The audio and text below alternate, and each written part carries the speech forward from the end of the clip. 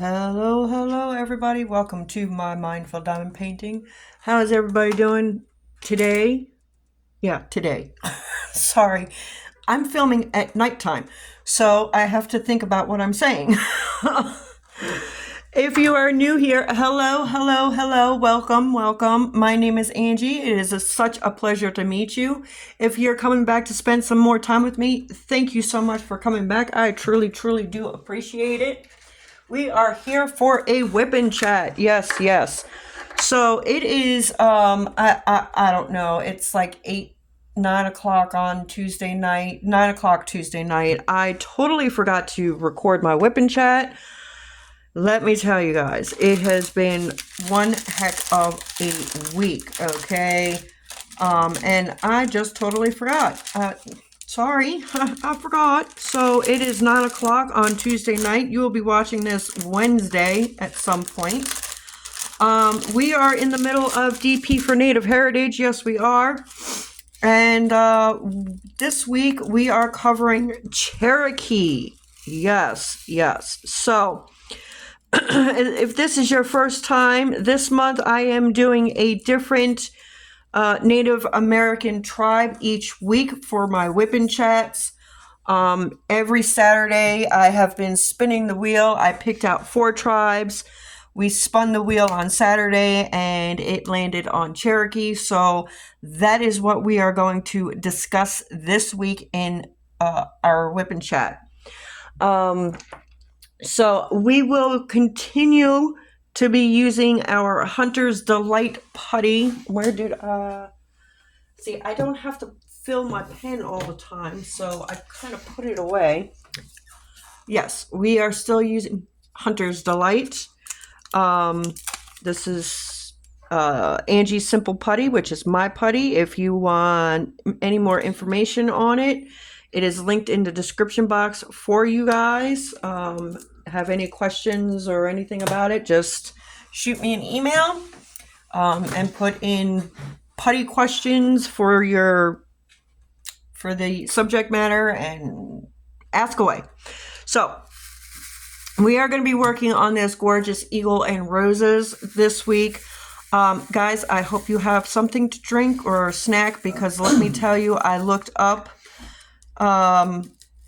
some facts and everything for Cherokee, and let me tell you, it is long, long, long. I was trying to see if maybe I could possibly leave some stuff out, and no, guys, like I really need to share all of this. I mean, we're gonna go through origins, we're gonna go through general, we're gonna go through origins, we're gonna go through agriculture, early culture, history, obviously, but with the history, it goes from 17th century to 18th century. Then we've got 19th century. We also are going to touch base on the removal era, the Trail of Tears. Yes, we're going to talk about the Trail of Tears. We're going to talk about the Eastern Band, the Civil War, the Reconstruction in late 19th century. We're going to talk about population history. We're going to talk about culture with spirituality, cultural institutions, marriage, gender roles, what slavery was all about,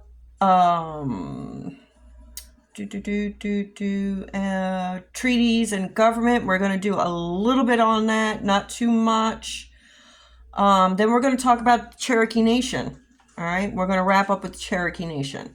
So we have a lot to discuss. So we're going to I'm going to lift the plastic up, and then we're going to just hop right in here.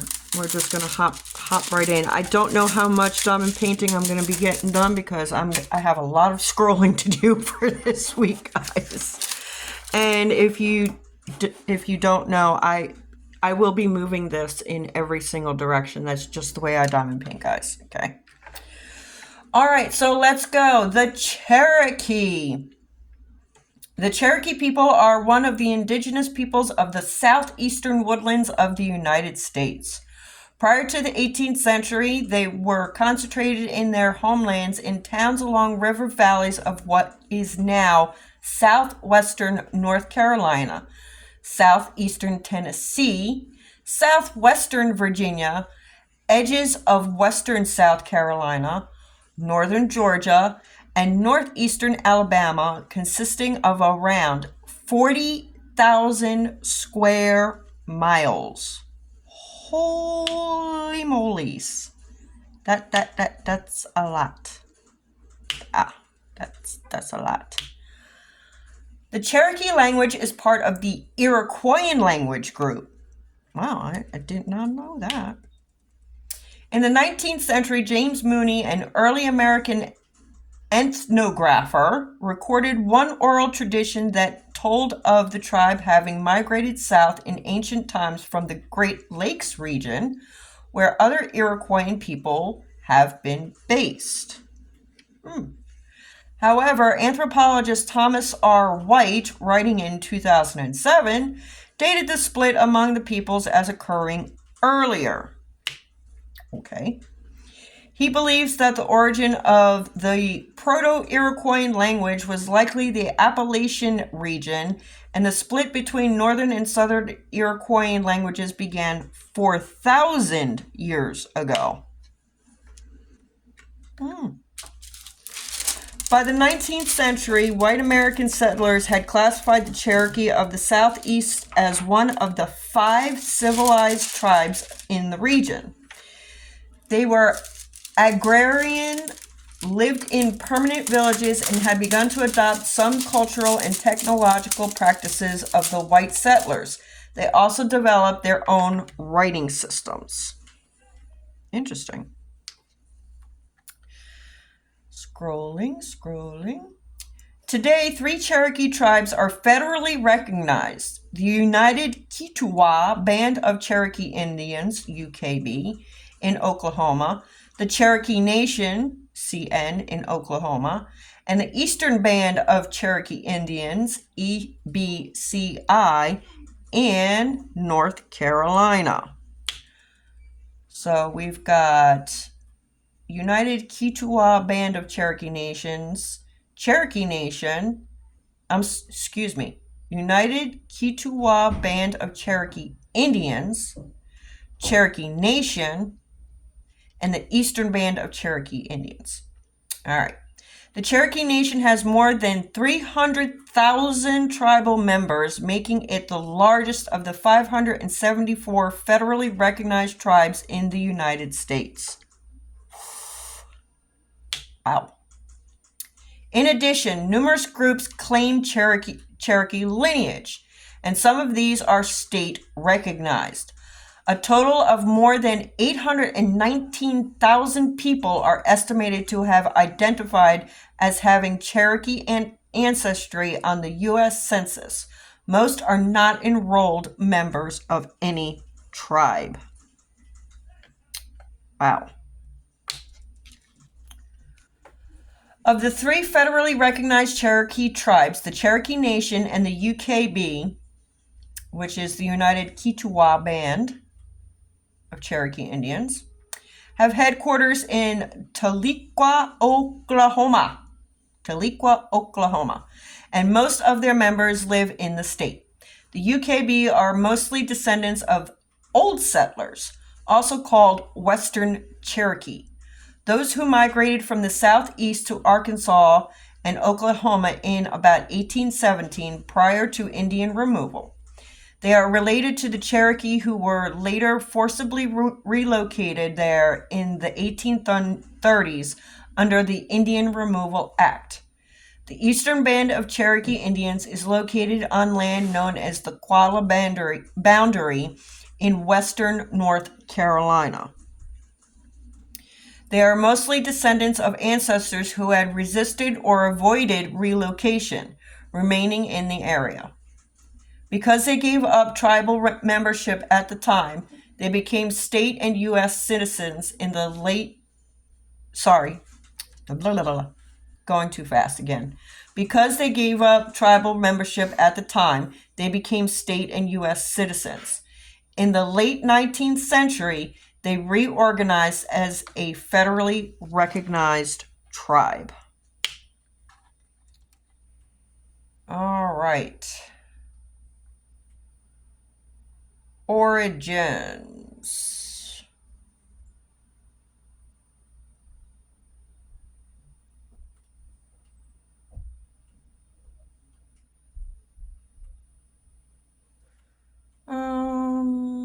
Well, wait a minute. Before I get to origins, this is an interesting fact. The Iroquois Five Nations, historically based in New York and Pennsylvania, called the Cherokee inhabitants of the cave country. That's what they called them, inhabitants of the cave country. It is possible the word Cherokee comes from Muskogee Creek word meaning people of different speech, because the two peoples spoke different languages. Interesting. Okay. Origins. Let's get into the origins. Anthropologists and historians have two main theories of Cherokee origins. Okay. One is that the Cherokee and Iroquoian-speaking people are relative latecomers to southern Appalachia who may have migrated in late prehistoric times from northern areas around the Great Lakes. This has been the traditional territory of the Haudenosaunee nations and other Iroquoian-speaking peoples. Another theory is that the Cherokee had been in the southeast for thousands of years and that Proto-Iroquoian developed here. Other Iroquoian-speaking tribes in the southeast have been the Tuscarora people of the Carolinas and the Meherrin and Nottoway of Virginia. I know I'm not doing too much diamond painting, am I? I'm not doing a whole lot of whipping. I'm doing a lot of chatting. A whole lot of chatting and not a whole lot of whipping. Well, that's all right. I am taking breaks to, give my voice a little bit of time. Sorry. All right. James Mooney in the late 19th century recorded conversations with elders who recounted an oral tradition of the Cherokee people migrating south from the Great Lakes region in ancient times. They occupied territories where earthwork platform mounds were built by peoples during the earlier woodland and Mississippian culture periods.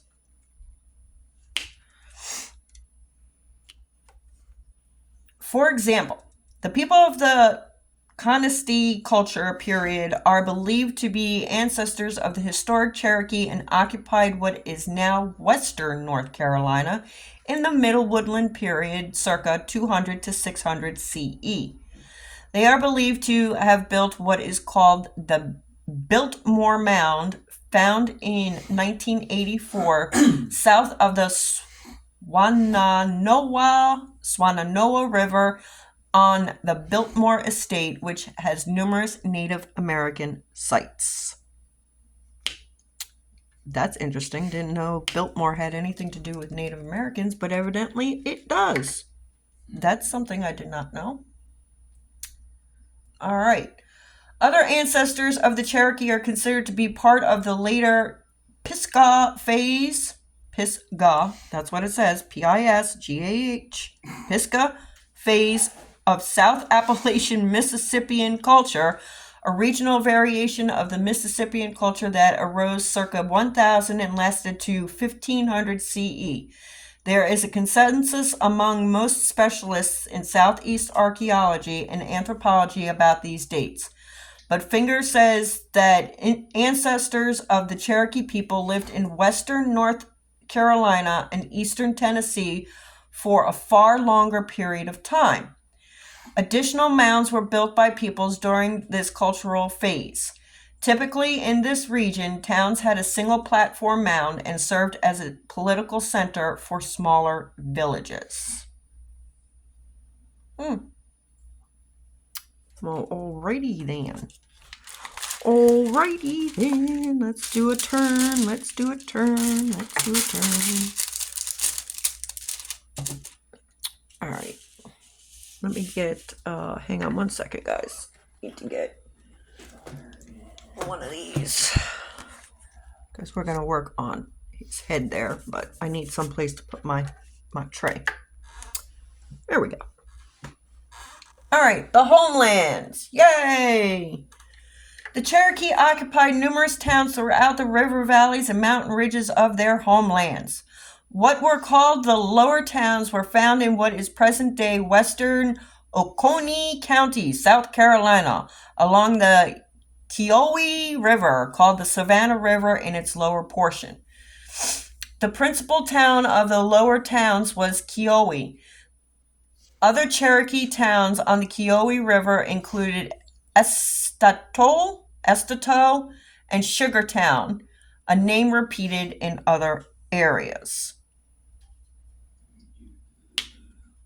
Okie dokie.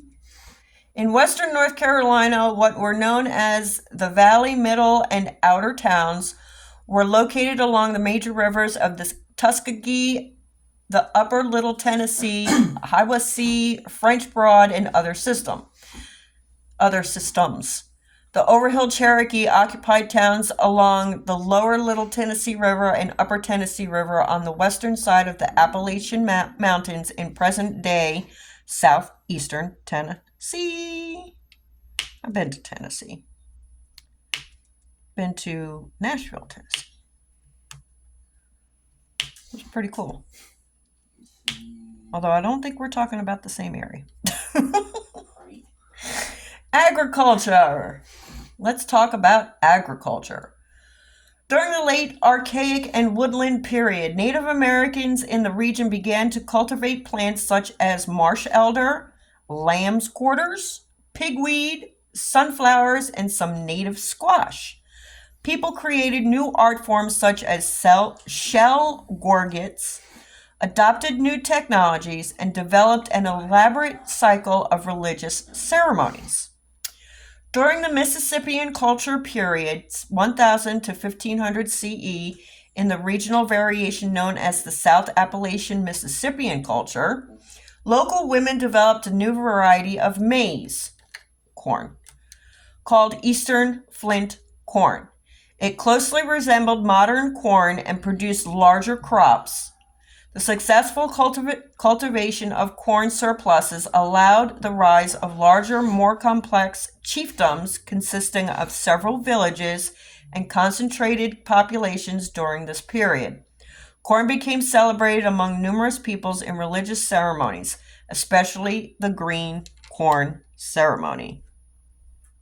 I actually had a ceremony for corn. Yes, yes. All right.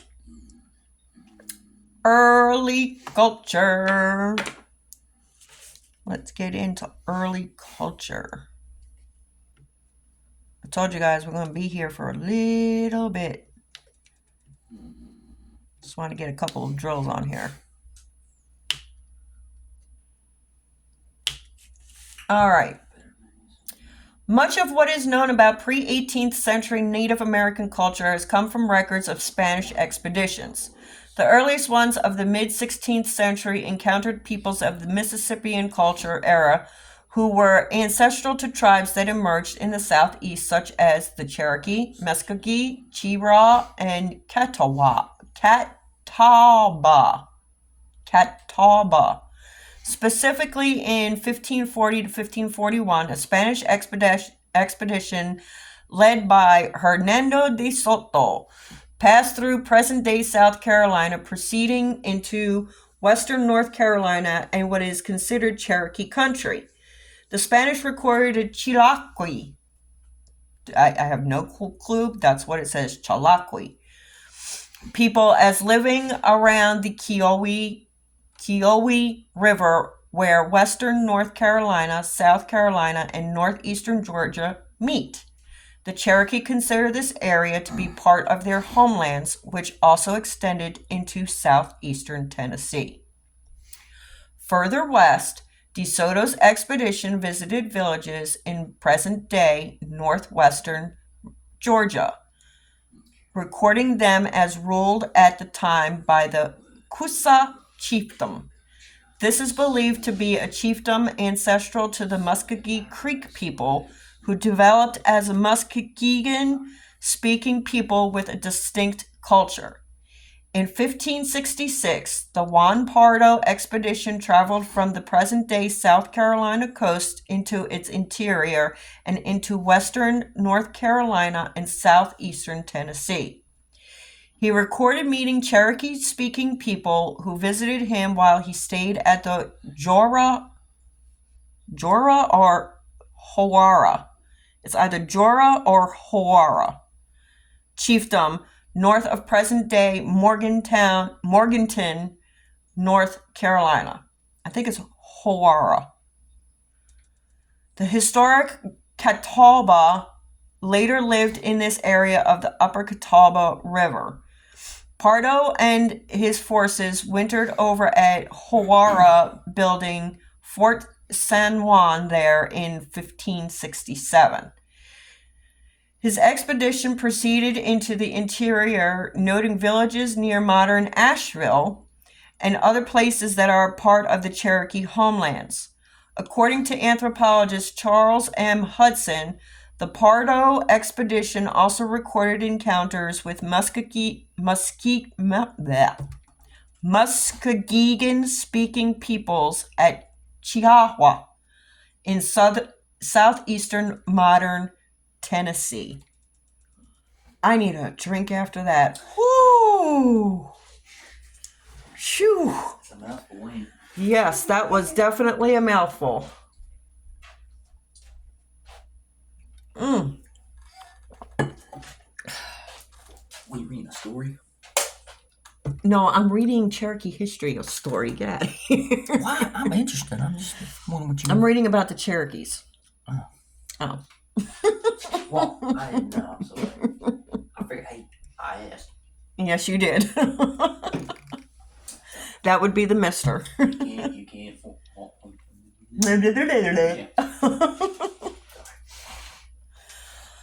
All right.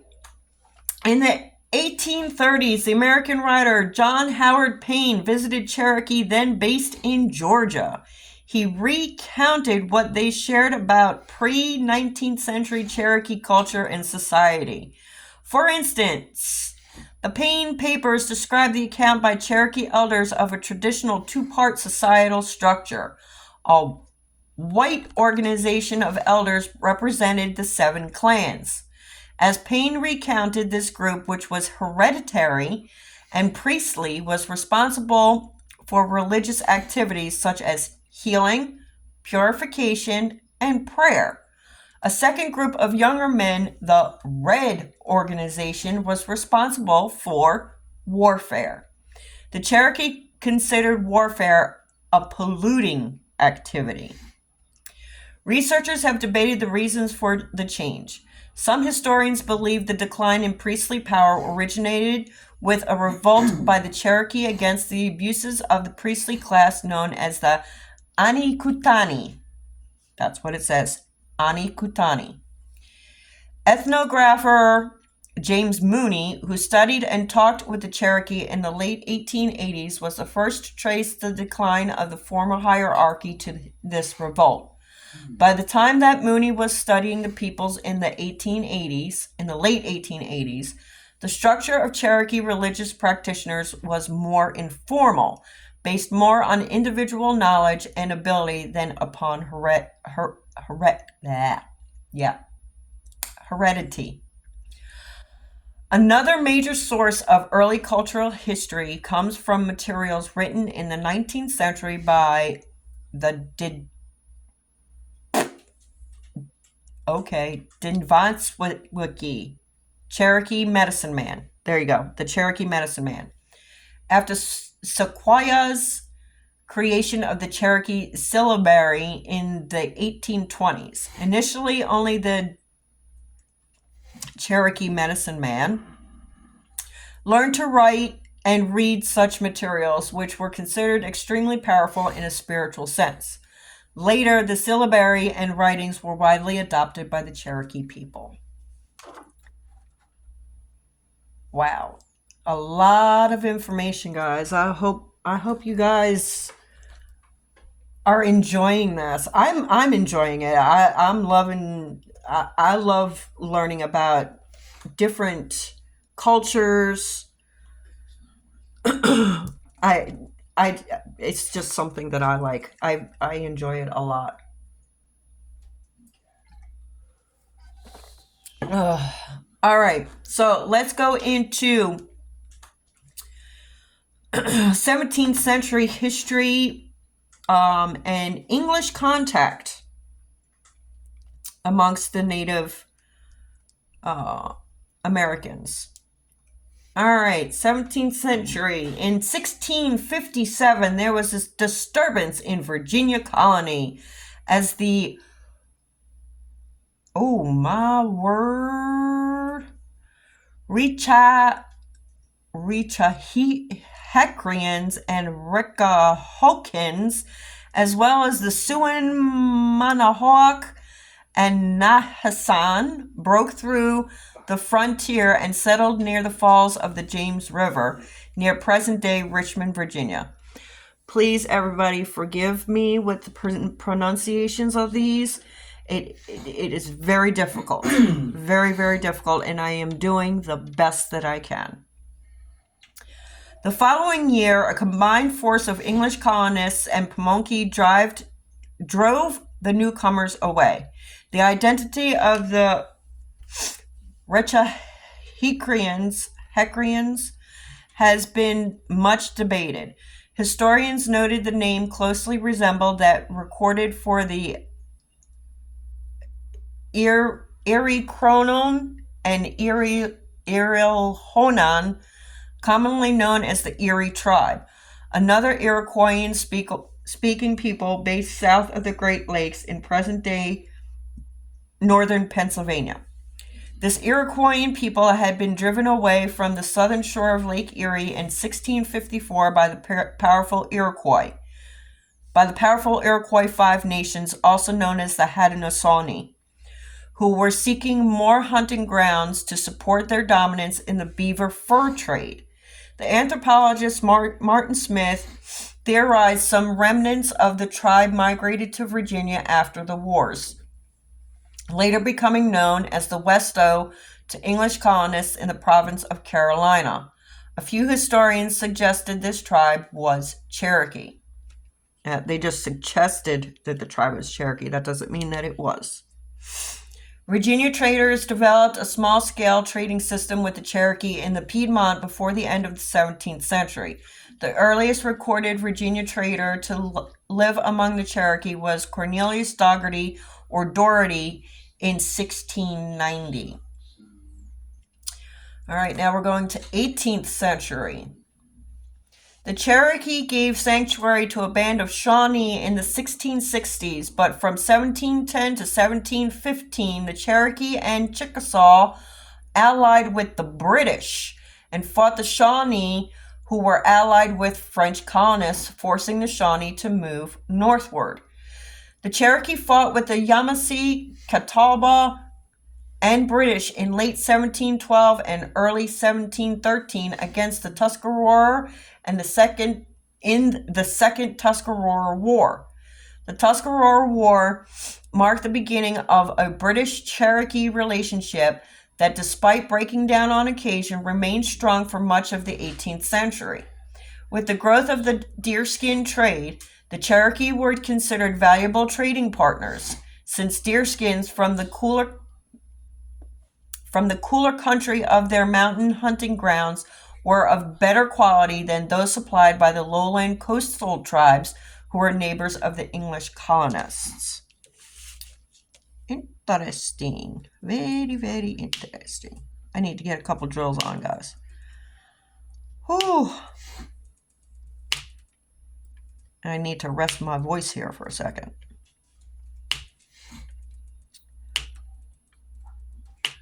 All right. In January 1716, Cherokee murdered a delegation of Muskogee Creek leaders at the town of Tougaloo, marking their entry into the Yamasee War. It ended in 1717 with peace treaties between the colony of South Carolina and the Creek. Hostility and sporadic raids between the Cherokee and Creek continued for decades. These raids came to a head at the Battle of Taliwa in 1755 at present-day Ball Ground, Georgia, with the defeat of the Muskogee. In 1721, the Cherokee ceded lands in South Carolina. In 1730, at Niquossee, a Cherokee town and Mississippian culture site, a Scots adventurer, Sir Alexander Cumming, crowned Moytoy of Talico as Emperor of the Cherokee. Moytoy agreed to recognize King George II of Great Britain as the Cherokee Protector. Cumming arranged to take several prominent Cherokee, including Atacoluca, to London, England. There, the Cherokee delegation signed the Treaty of Whitehall with the British. Moytoy's son,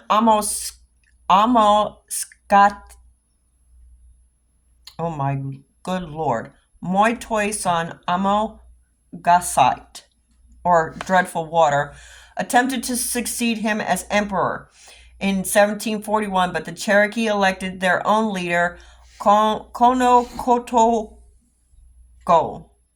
Old Hop of Chota. Political power among the Cherokee remained decentralized and towns acted autonomously. In 1735, the Cherokee were said to have 64 towns and villages with an estimated fighting force of 6,000 men. In 1738 and 39, smallpox epidemics broke out among the Cherokee, who had no natural immunity to the new infectious disease. Nearly half their population died within a year. Hundreds of other Cherokee committed suicide due to their losses and disfigurement from the disease. British colonial officer Henry Timberlake, born in Virginia, described the Cherokee people as he saw them in 1761. And this is his quote. The Cherokees are of a middle stature, of an olive color, though generally painted, and their skins stained with gunpowder, pricked into it in very pretty figures. The hair of their head is shaved, though many of the old people have it plucked out by the roots. Except a patch on the hinder part of the head, about twice the bigness of a crown piece, which is ornamented with beads, feathers, wampum, stained deer hair, and such like baubles. The ears are slit and stretched to an enormous size, putting the person who undergoes the operation to incredible pain, being unable to lie on either side for nearly 40 days.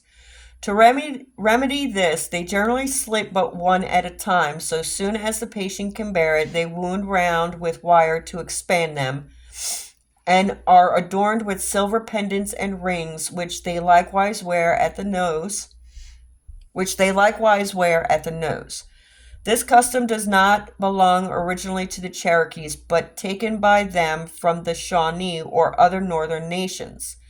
That they that can afford it wear a collar of wampum, which are beads cut out of clamshells, a silver breastplate, and bracelets on their arms and wrists of the same metal, a bit of cloth over their private parts, a shirt of English make, a sort of cloth boots, and moccasins, which are shoes of a make peculiar to the Americans, ornamented with porcupine quills, a large mantle or match coat thrown over all complete their dress at home. End quote. From 1753 to 1755, battles broke out between the Cherokee and Muskogee over disputed hunting grounds in northern Virginia. The Cherokee were victorious in the Battle of Taliwa. British soldiers built forts in Cherokee country to defend against the French in the 7 Years' War, which was fought across Europe and was called the French and Indian War on the North American front. These included Fort Loudon near Chota on the Tennessee River in eastern Tennessee. Serious misunderstandings arose quickly between the two allies, resulting in the 1760 Anglo-Cherokee War. King George III's Royal Proclamation of 1763 forbade British settlements west of the Appalachian Crest as his government tried to afford some protection from colonial encroachment to the Cherokees and other tribes they depend on as allies. The Crown found the ruling difficult to enforce with colonists. From 1771 to 1772, North Carolinian settlers squatted on Cherokee lands in Tennessee, forming the Watauga Association. Daniel Boone and his party tried to settle in Kentucky, but the Shawnee, Delaware, Mingo, and some Cherokee attacked a scouting and forage party that included Boone's son, James Boone, and William Russell's son, Henry, who were killed in the skirmish. Farragut John Mack, Daniel Boone, The Life and Legend of an American Pioneer. Oh, it's the book. Sorry. It's the book that they were referencing. In 1776, allied with Shawnee, led by Cornstalk, Cherokee attacked settlers in South Carolina, Georgia, Virginia, and North Carolina in the Second Cherokee War. Overhill Cherokee Nancy Ward, Dragging Canoe's cousin, warned settlers of impending attacks. Provincial militias retaliated, destroying more than 50 Cherokee towns. North Carolina militia in 1776 and 1780 invaded and destroyed the Overhill towns in what is now Tennessee. In 1777, surviving Cherokee town leaders signed treaties with the new states. Dragging Canoe and his band settled along Chickamauga Creek near present-day Chattanooga, Tennessee, where they established 11 new towns. Chickamauga Town was his headquarters, and the colonists tended to call his entire band the Chickamauga to distinguish them from other Cherokee. From here, he fought a guerrilla war against settlers, which lasted from 1776 to 1794. These are known informally as the Cherokee American Wars, but this is not a historian's term. The first Treaty of Tellico Blockhouse, signed November 7, 1794, finally brought peace between the Cherokee and Americans who had achieved independence from the British Crown. In 1805, the Cherokee ceded their lands between the Cumberland and Duck Rivers. In other words, the Cumberland Plateau to Tennessee. Scots and other Europeans among the Cherokee in the 18th century. The traders and British government agents dealing with the southern tribes in general, and the Cherokee in particular, were nearly all of Scottish ancestry, with many documented as being from the Highlands. A few were Scotch, Irish, English, French, and German. Many of these men married women from their host peoples, and remained after the fighting had ended. Some of their mixed-race children who were raised in Native American cultures later became significant leaders among the 5 civilized tribes of the Southeast. Notable traders, agents, and refugee Tories among the Cherokee included John Stewart, Henry Stewart, Alexander Cameron, John MacDonald, John Joseph Van, father of James Van, Daniel Ross, father of John Ross, John Walker Sr., Mark Winthrop Battle, John McLemore, father of Bob. Okay. William Buchanan. John Watts, father of John Watts Jr. John D. Chisholm. John Benge, father of Bob Benge. Thomas Brown, John Rogers Welsh, John Gunter, German founder of Gunter's Landing. James Adar, he was Irish. William Thorpe, who was English. And Peter Hildebrand, who was German, among many others. Some attained the honorary status of minor chiefs and or members of significant delegations. By contrast, a large portion of the settlers encroaching on the Native American territories were Scotch, Irish from Ulster, who were of Scottish descent and had been part of the plantation of Ulster. They also tended to support the revolution, but in the back country, there were also Scotch-Irish who were loyalists such as Simon Girty. All right, now we're going to go into the 19th century. Acculturation. All right, 19th century. The Cherokee lands between the Tennessee and Chattahoochee rivers were remote enough from white settlers to remain independent after the Cherokee-American Wars. The deerskin trade was no longer feasible on their greatly reduced lands, and over the next several decades, the people of the fledgling Cherokee Nation began to build a new society modeled on the white Southern United States. Oh, here comes a name that I was not expecting to hear. I don't know if you guys were expecting to hear this name, but it's here. George Washington. Like the George Washington? Like the George Washington, yes. George Washington sought to civilize. I love it when they say that. Not. Southeastern American Indians through programs overseen by the Indian agent Benjamin Hawkins. Seriously? I mean, like, seriously.